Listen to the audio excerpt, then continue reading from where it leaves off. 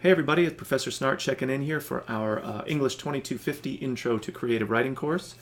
It's Tuesday, November 6th when I'm recording this, so we'll take a quick look at our due dates, as we always do. So we are just kind of in the middle then of we're moving towards the middle of our fiction workshop, turning work in and then getting feedback. Remember, I've really gone on at length here about the importance of providing meaningful feedback, making sure your document is shared correctly so people can provide commentary throughout. I'm not going to rehearse that whole spiel again, but clearly a really, really important part of our class. So I'm going to walk us through the next actually 3 units that'll take us up to Thanksgiving with particular attention on the units 8 and 9 and how they kind of work together. Hopefully by this point, though, you're sort of getting the idea. Almost every unit we produce some piece of writing. Sometimes it's a more specific, like assigned, lots of requirements here. Other times it's a lot more free form. We provide either just replies in the discussion board or like for a workshop, or what we'll see in a little bit here for our next units, a little more formal, ample feedback for the bigger pieces of writing. But it's always about like thinking about some writing ideas, working in a different genre maybe, applying those ideas, giving it a go, and then getting feedback. So, right, you get the model. Rinse and repeat. All right, so we're going to wrap up with our short story workshop in a few days here, and then we switch genres. Like I said, there's no real kind of revision built in. Hopefully you want to do that just for your own writing and your own benefit. But because of just the amount of land that we need to cover here and the nature of our compressed time frame, we always pretty much have to keep plunging forward. So then we move into Unit 7 where we look at a genre called creative nonfiction. As I've discussed here, it's sometimes a challenging mix of writing fiction, which we usually think of as made up, but it's nonfiction. It has to be true. And yet it's still creative, which isn't always what we think of in terms of just reporting the facts. So it's a kind of grayish area between writing about things that are true, that have actually happened, but it's also creative, so it has meaning, or we impart meaning to those events so that other people become interested in them. So it's a really interesting genre to work in, and one that's maybe not so common for a lot of people versus, say, short stories or poetry, either writing or reading it. We also happen to have, as part of our English department here, Tom Montgomery Fate. You might have run into his name before, either as an author or teaching classes here. He is, quite honestly, one of the preeminent national practitioners of creative nonfiction. I'm also going to post in our announcements area, speaking of classes, our lineup of both literature and creative writing classes coming in spring 2019. Registration here at COD is underway, so yeah, definitely check out what we have on tap. But anyway, I have a couple of his books embedded here.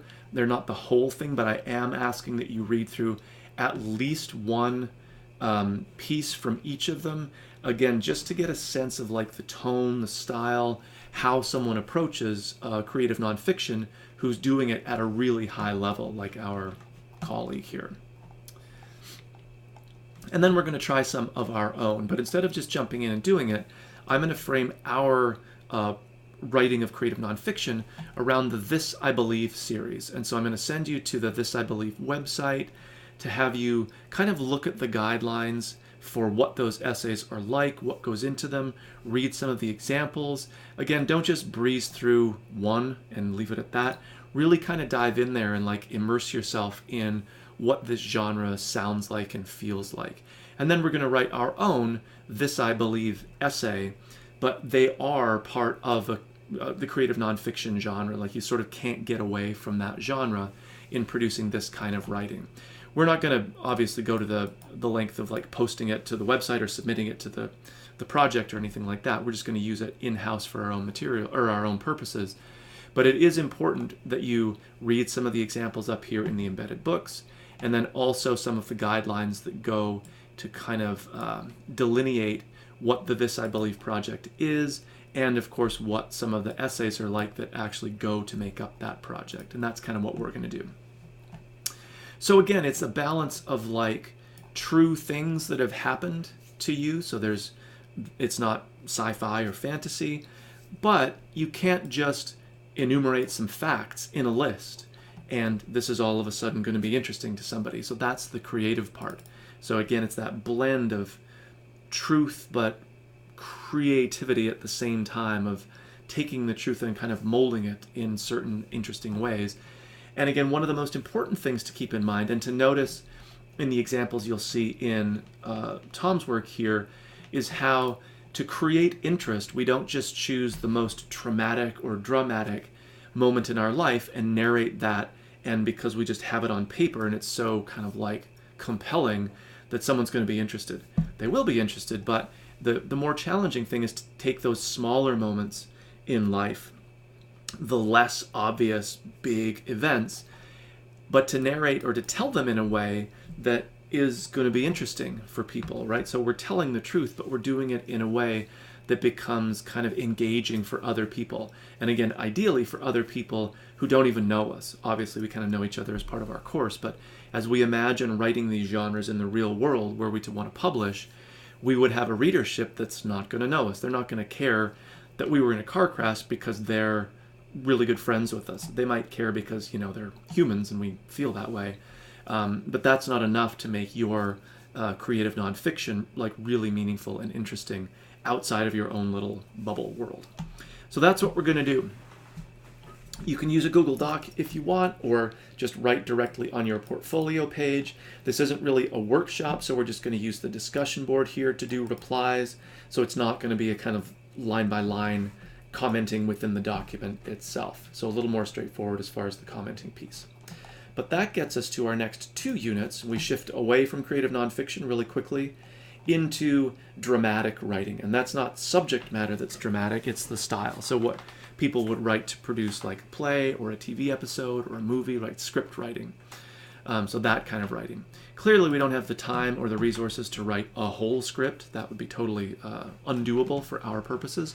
But we are going to work towards writing a scene. So there's some material embedded here that I just think is interesting to look at. It's what an actual, what's called a shooting script would look like. There's a whole bunch of formatting things. You can see the way that things are indented. There's like kind of randomly used, what seems to be randomly used caps, bolding, all kinds of stuff like that. We're not going to attend to that and try to duplicate it. There's a whole bunch of rules about how things are supposed to look when they're formatted this way or when you're writing scripts. And there's actually reasons behind them, but we're not really going to worry about that right now. We are, though, going to write our scene. We're going to use Google Docs. We're going to write a scene. You can read the info here, mostly dialogue because that's how scripts conventionally are written. You'll find yourself in a group or just sort of partnered up here. And so kind of a micro workshop. You're going to post your scene here, and then your partner is going to provide you some input. And again, I'll review the due dates once we get to the end here. You can read through this. And then we're going to carry that over into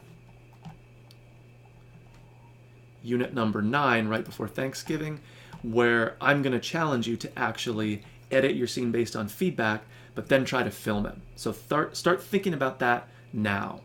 Do you have some friends, family, people that you know that you could script to play some parts? We're not doing a whole bunch of people, so usually you just need 1, 2 people, maybe someone to hold a camera. If you or nobody wants to be on camera, think of creative ways that you could record the audio. Right, you're recording your script, but then staging it so that no one has to be on camera. And then we're going to build that out. I'm suggesting using YouTube and then building that out onto your portfolio. All the technical stuff we can look at a little bit later, but I think it's useful to have this in mind because it's a little more complicated as far as budgeting time, figuring out resources, just the technology of it. It's actually a lot simpler than you might realize given what cell phones do these days. But if it's something you've never done before, it's kind of good to have on your radar now rather than bump into when we make this really quick switch from like unit 8 to 9. All right, so I'm going to cut myself off here, gone about 10 minutes. Leave it at that. That gives us a nice picture of what's in front of us. Quick review of due dates. Again, finishing up our fiction workshop here. We turn around to creative nonfiction, And then we have a couple of units dedicated to dramatic, or what we'll just call script or scene writing. Again, mostly dialogue, because that's how scripts are produced by writers. All right, so hopefully everything's going good. Looking forward to Thanksgiving, and I will check in with everybody soon.